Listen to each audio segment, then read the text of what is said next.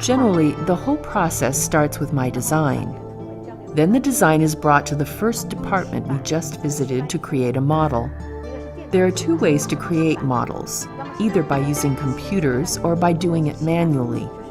We recently added molding tools as another way to create models.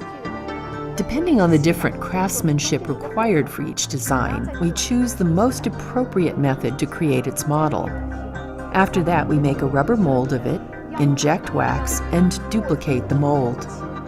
There are also two ways to achieve the duplication stage: traditional molding or die striking.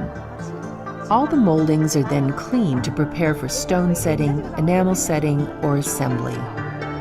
Welding and polishing are the next steps, followed by plating. This is the whole process from beginning to end. I'd like to take the jewelry design industry to a new level. As I mentioned earlier, jewelry design is still a blank slate in China. Compared with other forms of art such as painting or sculpture, jewelry design in China is rather dated. It's my goal to transform it from a focus on traditional patterns only to a much higher level where it is appreciated as art. That is what I'm studying, and that is why I invested 20 years of my life to establish this Jewelry Design Research Center. That is what I'm working on, and that is also my goal. I want to be the first workshop where you can learn the essence of every single stage of jewelry craftsmanship.